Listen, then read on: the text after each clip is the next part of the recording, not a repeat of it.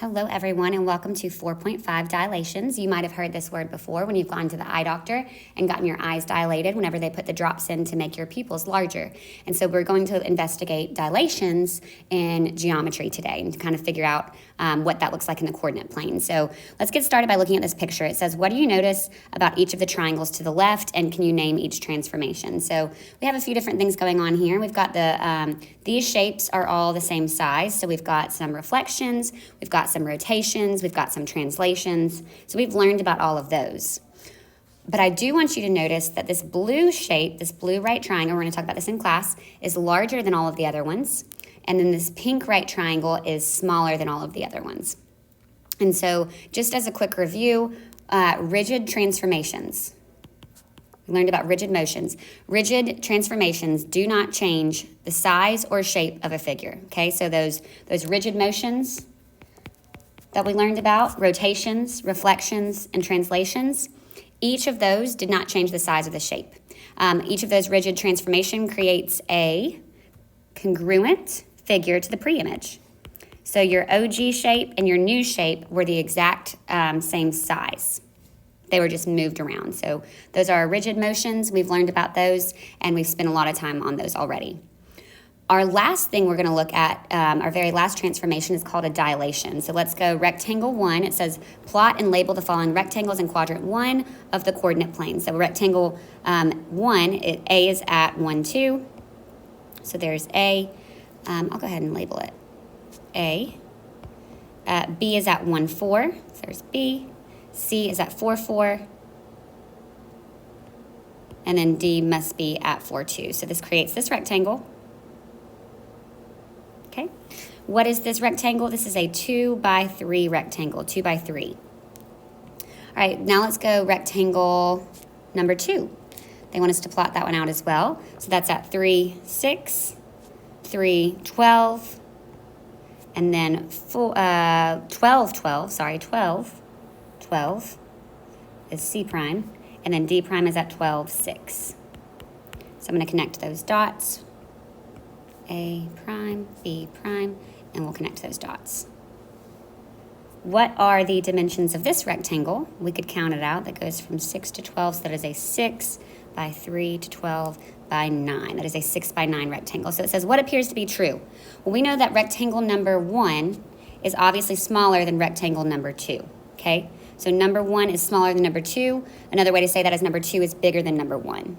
What is true about its corresponding angles? Well, what do we know about the angles of a rectangle? We know that they're going to be right angles. By definition, a rectangle contains 4 right angles. What is the length of each side? Well, we've already done that. We've got a 2 by 3, and then we've got a 6 by 9. So we had 2 by 3 rectangle, and then we have a 6 by 9. So it says, what math could you do to go from rectangle number 1 to rectangle number 2? Well, what I notice is that each of those get tripled. Okay, so we would multiply by 3. If we multiplied all of the coordinates of rectangle number 1 by 3, that would give me rectangle number 2. Okay, so 1 to 3, that's tripled. 2 to 6 is tripled, 1 to 3 is tripled, 4 to 12 is tripled, and so on and so forth. So everything gets multiplied through by 3, and then that gives me the larger rectangle.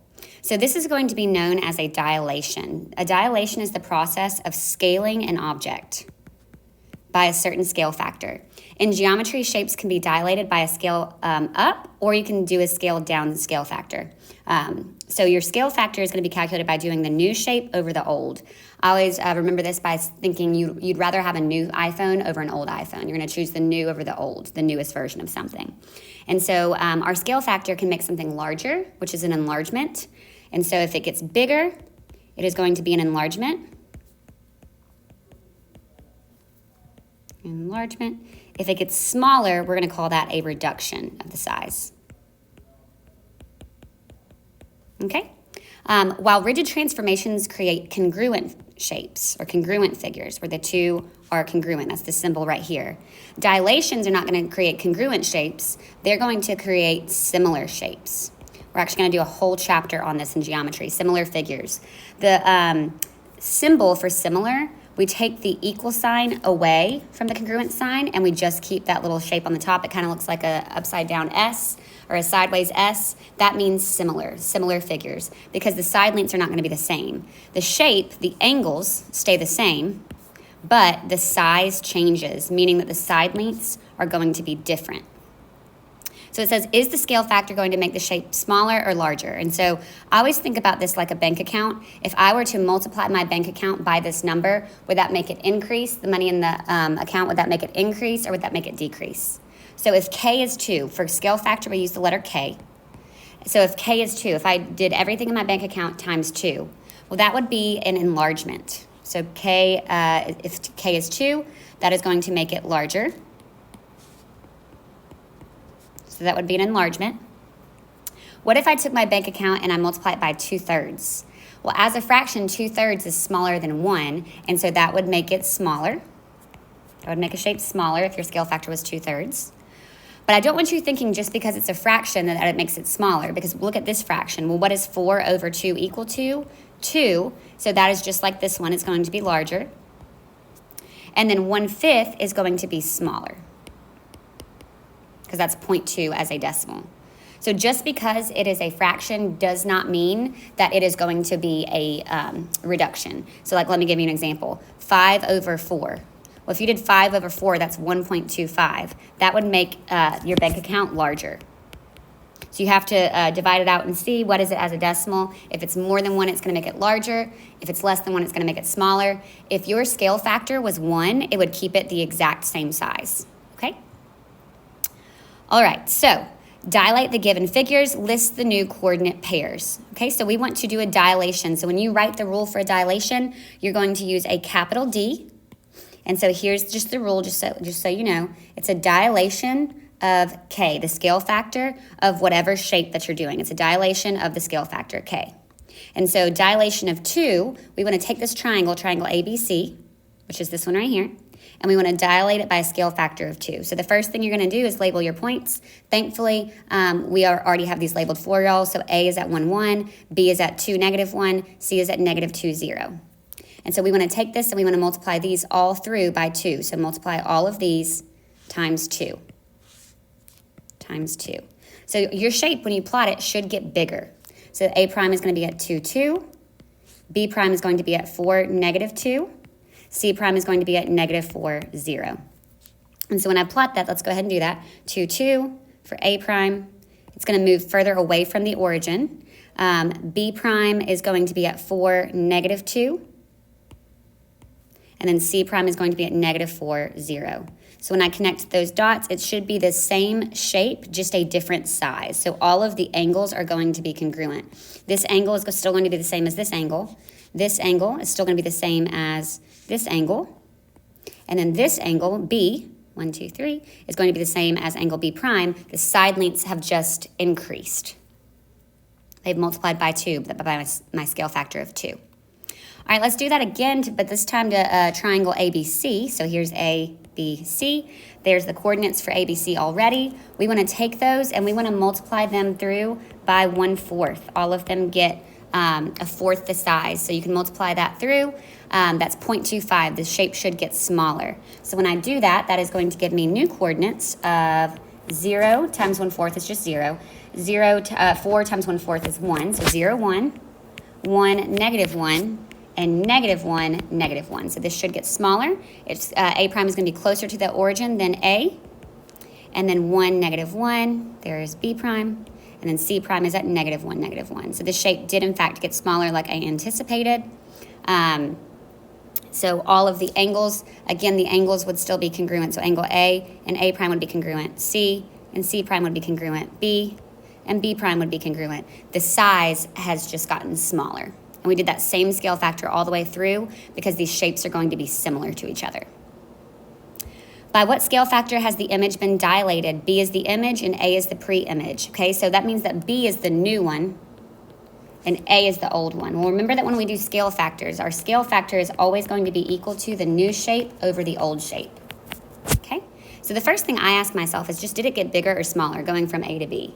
So going from A to B, it got smaller, And so I know that my scale factor should be less than 1. I anticipate that happening from the beginning. So we need to find one of the side lengths of this triangle. So what is one of the side lengths of this triangle, this new shape? This is the easiest part to count because it's a horizontal line, so I'm just going to count. That's 1, 2. So that's going to be 2 over the old. Let's go to that same side. Horizontal line, easy for me to count. 1, 2, 3, 4, 5, 6. So 2 over 6. What does that reduce to? This would be a dilation of 1/3. New over old would be a dilation of 1/3. That is smaller than 1, which I anticipated. That did shrink. Okay? All right, let's do that again. We have our new over old. So it says B is the new, B is the image. So we want to find a piece that's easy to measure. You could do any of the sides, but I'm going to do this one that's flat just because it's easy to count. So new would be 1, 2, 3, 4, 5 over old, which that's the top part of that shape, over 2. So I expect this number to be bigger than 1 when I do this. So this would be a dilation of new over old, which would be 2. 5 over 2 is 2.5. So that does make this 2.5 times bigger, like I expected it to, going from A to B. And so what would my dilation rule be? This would be a dilation of 5/2, or a dilation of 2.5. All right, this next one, going from A to B, gets smaller, so I anticipate it shrinking. And so my new over my old. So I'm sorry, let's go new over old. So 1 is that amount. And then let's go to the top of this one. 3 is the old amount. So did it shrink like I anticipated, 1/3? Yes, it got 1/3 the size. So what is my rule? My rule for that dilation would be a third the amount. There's my scale factor. And then last but not least, going from A to B, did that get bigger or smaller? Well, it got bigger. And so find a part that's easy to count. The part for me that's easy to count on this one is going to be right here. So new over old. Let's go new. This component right here is 2 units long. This component right here, let me see if I can count that. 2 over. Ooh, this is 1.5. So 2 over 1.5. Let me do that in pink so y'all can see it a little bit better. 2 over 1.5. So when we write that, 2 over, it looks like 1.5 exactly. Let's make sure. 2 over 1.5. And so when we do that, we could simplify that as a fraction. So how many halves are in 2? That is going to be 4. How many halves are in 1.5? That is going to be 3. So my dilation is going to be 4/3, which makes sense because that shape did get bigger. It increased by 1.25 or 4/3. 1.25 or 4/3. So 1.3 repeating. Okay. And so here's your dilations homework on the back. There are only 6 short problems, and we will check that in class tomorrow. Hope you're having a great day.